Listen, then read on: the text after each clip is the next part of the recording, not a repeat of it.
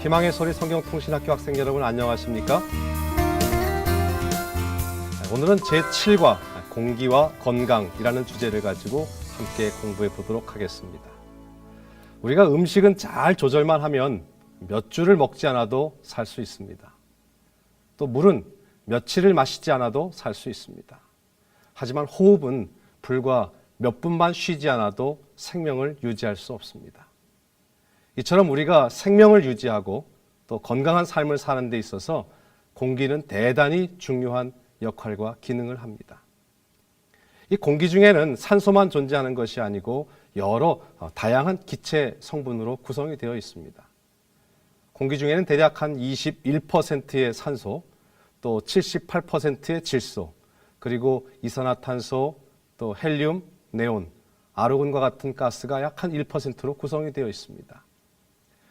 우리 인체에 충분한 산소를 공급하는 것은 체내의 각종 기관들이 제 기능을 하게 해서 면역력을 강하게 해주어 질병을 예방하고 또 건강을 증진시키는 데 큰 도움을 줍니다. 우리 몸속에 흐르는 피의 성분 가운데에는 백혈구, 또 적혈구, 혈소판이 있습니다. 특별히 피 속에 빨간색을 내는 적혈구는 이 병원체와 직접 싸우지는 않지만은 산소를 운반하며 또 백혈구에 영양소를 공급해 주어서 우리의 면역력을 증가시켜 줍니다. 그러므로 우리가 답답한 도시 환경이나 혹은 밀폐된 공간을 벗어나서 자연으로 나가서 맑고 신선한 공기를 호흡하는 것은 우리 건강에 매우 유익한 일입니다. 사람이 이 생명을 유지하고 또 건강한 삶을 살아가는 데 있어서 공기는 매우 중요한 요소입니다. 여러분, 이 프리다이빙이라고 들어보셨나요? 몇 년 전 제가 저희 가족과 함께 홍콩의 한 과학관을 방문할 기회가 있었습니다. 근데 그 과학관에는 이 돔 형식으로 된 영화관이 천장에 설치되어 있었습니다. 그래서 그곳에서 프리다이빙의 역사에 관한 이 다큐멘터리 영화를 관람한 적이 있습니다. 이 프리다이빙이라고 하는 것은 이 수경과 또 수영복만을 착용한 채 또 산소호흡기나 기타 다른 장비의 도움 없이 숨을 한번 크게 들이쉬고는 긴 케이블에 의지해서 맨몸으로 아주 수백 미터 깊은 바다에 뛰어들어서 가장 깊은 곳까지 내려갔다 오는 기록 경기입니다. 이 다큐멘터리 영화는 프리다이빙의 과거와 현재를 담은 영화였습니다. 지금까지 공인 세계 최고 기록은 알렉시 몰차노프라고 하는 러시아 선수가 세운 250m입니다. 125m 깊이까지 내려가서 250m, 왕복 250m에 자명을 했습니다. 이 경기는 얼마나 위험한지 종종 프리다이빙을 마친 선수들이 이렇게 수면 위를 올라오는데 그 케이블을 붙잡고 이렇게 거의 의식이 없는 상태에서 올라옵니다. 근데 너무 숨을 오래 참을 까닭에 거의 가사 상태에 이르러서 정신을 잃기도 하고 수면에 올라와서 심한 경우 역사적으로 목숨을 잃는 사례도 있었습니다. 그 외에도 단순히 물속에서 숨을 오래 참고 견디는 기록을 세우는 경기가 있습니다. 우리 보통 일반인들은 1분이나 2분 정도 호흡을 참을 수 있습니다. 또 제주도의 해녀들은 3분에서 5분 정도를 물속에서 숨쉬지 않고 버틸 수 있다고 합니다. 그런데 프랑스의 스테판 미프서드라고 하는 선수는 이렇게 어항과 같은 커다란 투명한 유리로 된 수조 속에 들어가서 그 수조 위에는 디지털 시계가 있는데 계측을 합니다. 근데 그곳에서 무려 11분 35초 동안이나 숨을 참고 버텨서 현재까지 기네스 세계 최고 기록을 갖고 있습니다.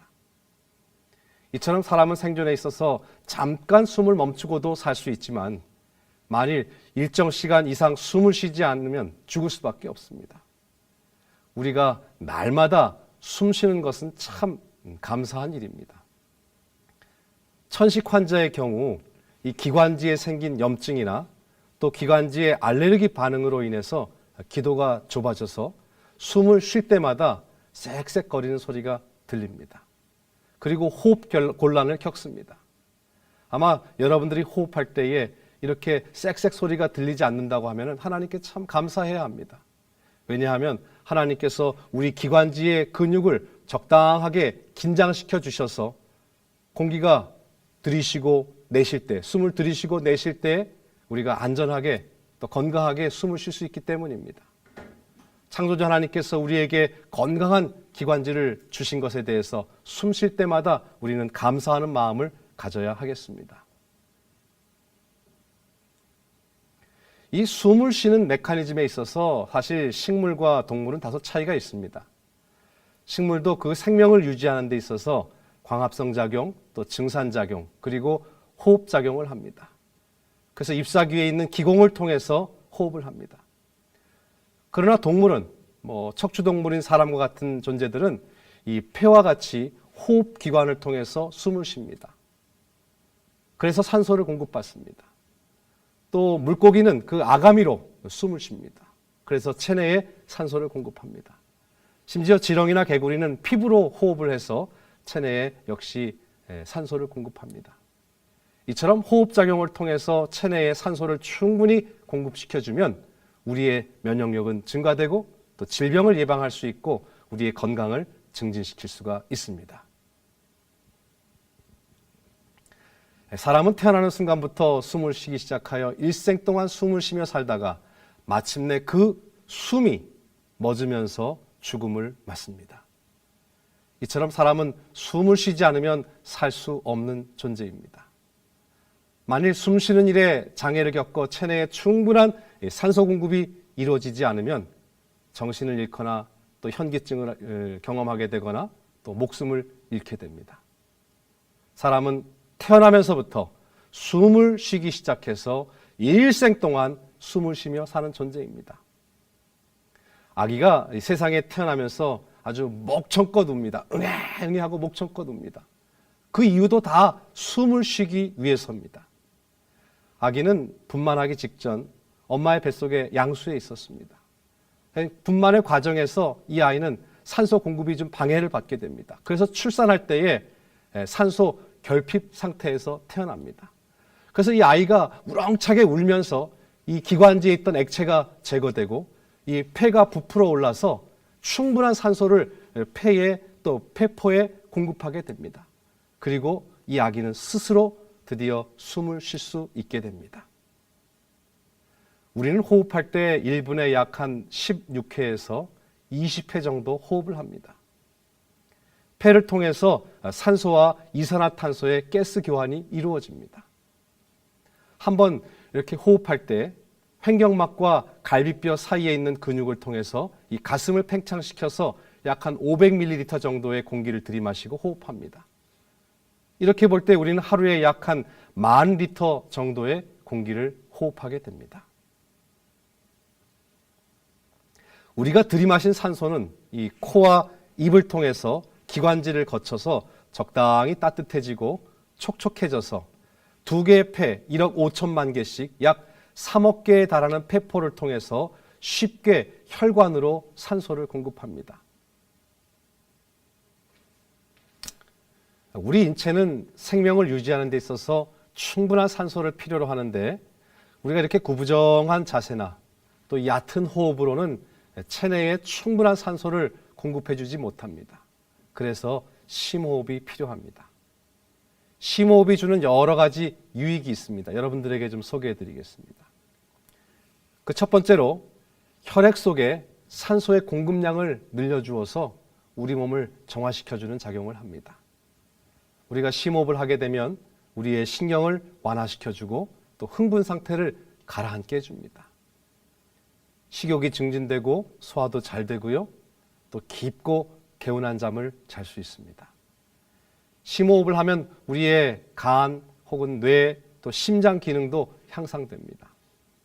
심호흡이 주는 유익 가운데에는 감기를 예방해주고 또 기관지나 폐의 수축력을 증가시켜서 질병에 대한 저항력이 증가됩니다. 미국의 건강 저술가 엘렌 화이트는 치료봉사라는 책에서 신선한 공기의 중요성에 대해서 다음과 같이 기록하였습니다. 훌륭한 건강을 소유하려면 좋은 피를 가져야 한다. 왜냐하면 피는 생명의 흐름이기 때문이다. 적당한 음식을 공급하고 깨끗한 공기를 호흡함으로 맑아지고 활기를 얻게 되면 피는 신체 조직의 각 부분에 생명과 활력을 가져다 준다. 좋은 피를 소유하려면 호흡을 잘해야 한다. 깨끗한 공기를 충분하게 그리고 깊이 들이마시면 폐가 산소로 가득 채워지고 피는 깨끗해진다. 그런 호흡은 피를 선명한 색깔로 만들어 보내게 되고 몸의 모든 부분에 생명의 흐름을 전달해 준다. 좋은 호흡은 신경을 안정시키고 또 식욕을 증진시키며 소화를 더욱 원활하게 해준다. 그리고 그것은 안락하고 충분한 수면을 취하게 해준다. 특별히 앉아서 일하는 작업에 종사할 경우 구부린 자세로 일을 하므로 좋지 못한 결과를 초래하는 일이 너무나 흔하다. 그런 자세로서는 깊은 호흡을 하기가 불가능하다. 그리하여 얕게 호흡하는 습관이 곧 형성되어 폐가 팽창하는 힘을 잃어버리게 된다. 그리하여 산소의 공급이 부족해진다. 피는 천천히 순환하게 된다. 폐에서 나와 버려져야 할 찌꺼기, 곧 해로운 것이 그대로 남아있게 되므로 피가 더러워진다. 폐뿐 아니라 위장과 간과 두뇌도 영향을 받는다. 피부는 누르스름해지고 또 소화는 감퇴되고 심장은 약해지고 두뇌는 흐려지고 생각은 혼란해지고 우울한 생각이 정신에 깃들게 된다. 또한 모든 신체 조직이 약해져서 활동력을 잃게 되므로 특히 병에 잘 걸리게 된다.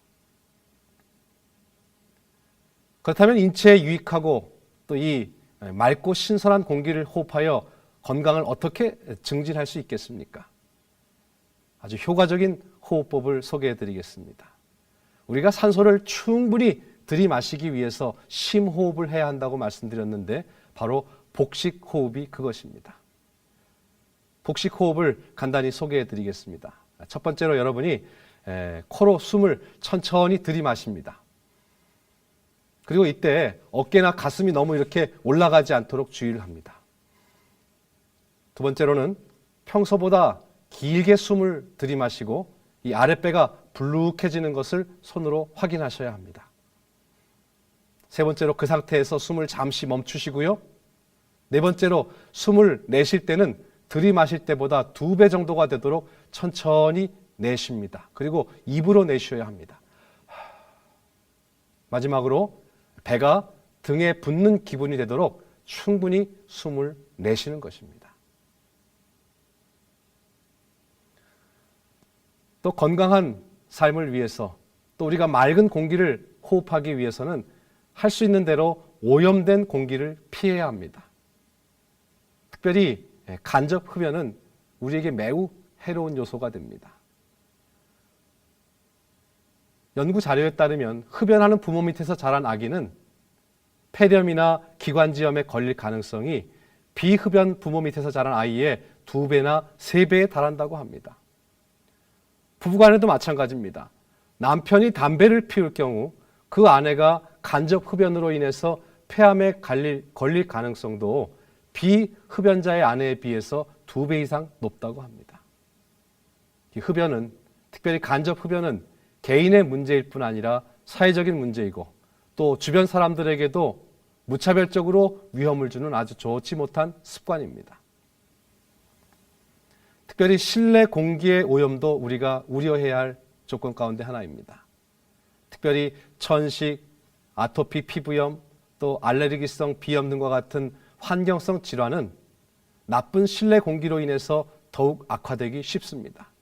그러므로 가능한 한 자주 공기를 이렇게 환기시켜주고 집안의 미세먼지를 없애고 실내 공기를 깨끗이 하는 것은 매우 중요한 일입니다.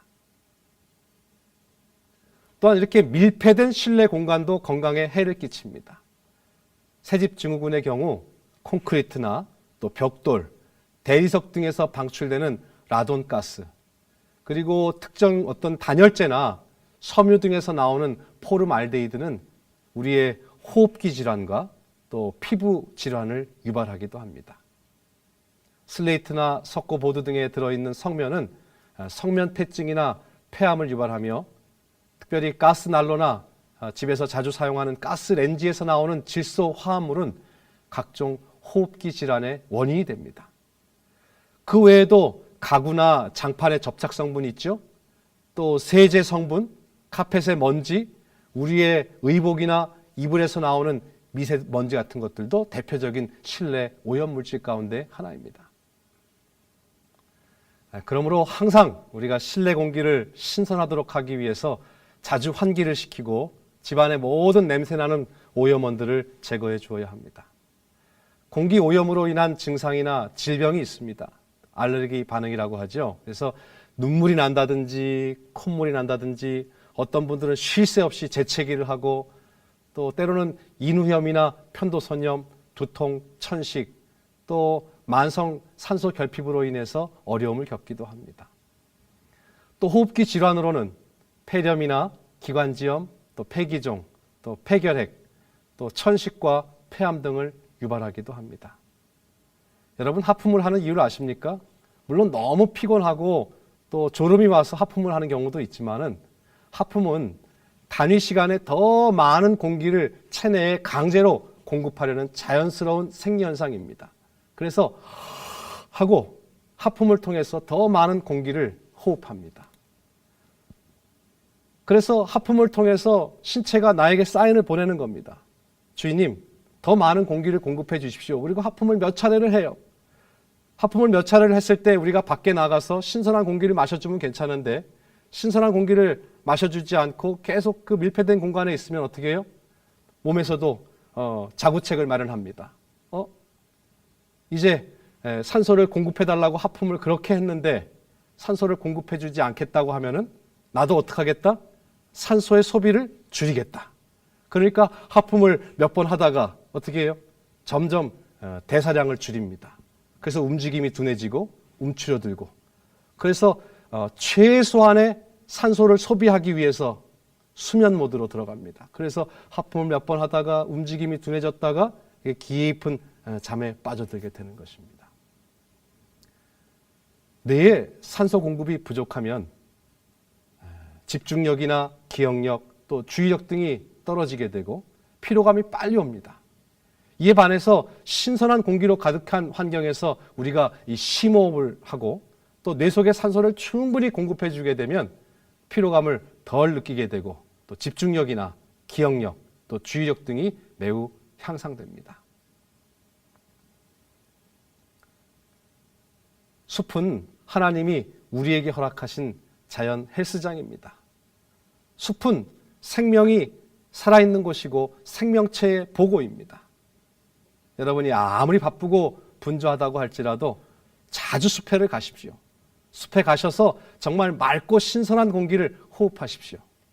맑고 신선한 공기, 또 물, 새, 꽃, 나무, 바람소리, 흙내음, 물소리, 곤충, 숲에는 생명으로 충만한 곳입니다. 숲에 가면 제가 처음에 말씀드린 대로 아주 풍부한 산소가 있습니다. 처음에 언급드렸듯이 일반 대기 중에 산소 농도는 약 한 21%입니다. 그러나 도시는 산소의 농도가 좀 적습니다. 약 한 20% 안팎입니다. 강원도의 숲은 22%입니다. 그래서 산소의 밀도가 높아서 한 번의 호흡으로 더 많은 산소를 체내에 공급하기 때문에 덜 피로하고 또 신체 기능이 제 기능을 다합니다. 우리가 숲을 거닐게 되면 종일 도심 한복판에서 백화점이나 또 쇼핑몰을 다닐 때에는 아주 피로감이 빨리 다가오지만은 우리가 숲에서는 하루 종일 걸어 다녀도 피로감을 덜 느끼게 됩니다. 사실 이 온도가 높아지게 되면 기체 활동이 매우 활발해집니다. 그래서 상대적으로 밀도가 감소합니다. 하지만 높은 온도에서 이처럼 호흡할 때에는 적은 양의 산소를 들이마시게 되는데 상대적으로 서늘한 숲속은 산소 밀도가 높습니다. 그러므로 숲에서는 운동을 하더라도 충분한 양의 산소를 마실 수 있기 때문에 피로감이 덜합니다. 1헥타르의 소나무 숲에서는 연간 약 한 18톤의 엄청난 산소를 배출한다고 합니다. 이로 보면 숲은 인간이 생존을 위해서 호흡하는 가장 기본적인 요소인 산소를 공급하는 산소 탱크인 셈입니다. 또 숲에는 아주 풍부한 피톤치드가 있습니다. 식물에서 어떤 세균이나 원생 생물을 죽이는 역할을 하는 물질이 바로 피톤치드입니다. 이 피톤치드는 파이토라고 하는 식물이라는 뜻과 또 치드, 사이드라고 하는 죽이다 하는 뜻을 합성한 언어입니다. 용어입니다. 그래서 식물이 미생물을 죽이기 위해서 또 자신을 보호하기 위해서 발산하는 휘발성 향기 물질이면서 살균 물질입니다. 그래서 우리가 숲에서 풍부한 피톤치드를 접하게 되면 우리의 신진대사가 원활해지고 또 생기를 얻게 됩니다. 또 숲에 가면 음이온이 풍부합니다. 공기 중에 전하를 띤 미립자가 있는데 그것이 음이온입니다. 그 음이온이 인체 조직과 또 정신 상태에도 영향을 줄 수 있습니다. 우리 사람의 몸은 정신적으로 긴장하거나 혹은 육체적인 피로가 쌓일 때에 많은 양의 양이온을 방출합니다. 흔히 양이온은 환기가 잘 되지 않는 탁한 그런 실내 공기에 많이 발생하는 반면에 음이온은 이렇게 비가 올 때에 물방울이 튀기는 곳이라든지 시냇물, 폭포, 또 분수 등과 같은 이 물 분자의 운동이 활발한 곳에서 특별히 물의 위치 에너지가 전기 에너지로 바뀌면서 다량으로 생산됩니다. 아까 설명드렸던 미국의 건강 저술가 엘렌 화이트는 역시 말합니다. 깨끗한 공기, 또 상쾌한 햇빛, 또 아름다운 꽃과 나무들, 과수원과 포도원들, 이런 환경에서의 5개 활동은 건강을 증진시키는 불로불사의 명약이다 그랬습니다. 또 5개 생활은 많은 병약자가 필요로 하는 유일한 약이다. 그 영향은 위행적인 생활이나 육체적, 정신적, 영적 능력을 약화시키고 파괴하는 생활 때문에 생기는 여러 질병을 치료하는 데 강하다 그랬습니다. 소나무의 향기, 또 삼나무와 전나무의 향기에는 생명을 증진시키는 특성들이 있다. 그런 나무들을 무자비하게 베어버려서는 안 된다. 그런 나무들이 많은 곳은 그대로 보존하고 적은 곳은 더 심도록 하라. 이번 주말 가까운 숲이나 공원으로 가서 아주 활기찬 걸음으로 걸으시고 또 맑고 신선한 공기를 깊이 들이마시고 또 건강한 마음과 건강한 몸을 갖게 되기를 바랍니다. 끝으로 강조드리고 싶은 점은 우리 현대인들은 과도한 스트레스로 거의 모두가 마음의 병을 앓고 살아가고 있습니다. 우리 육체의 건강을 위해서 산소가 매우 유익한 것처럼 우리 영혼의 건강을 위해서도 영혼의 호흡인 기도의 삶을 사시기 바랍니다. 답답하고 우울한 일이 있을 때, 또 삶의 근심과 염려가 있을 때 영혼의 호흡인 기도를 통해서 여러분 모두의 영적인 건강도 꼭 챙기시게 되기를 바랍니다. 그럼 이제부터 여러분의 교재 뒷부분에 나와 있는 문제를 풀어보시기 바랍니다. 또 문제를 풀어보신 후에 정답을 책 뒤편 표지에 있는 우편 엽서에 기록하여 주시기 바랍니다. 문제풀이는 홈페이지를 통해서 공부하시는 분도 복습 문제를 클릭하시면 문제풀이를 하실 수 있습니다. 다음 과에서는 제8과 휴식과 건강에 대하여 배우시게 될 것입니다. 여러분의 가정에 건강과 행복이 있기를 바랍니다. 안녕히 계십시오.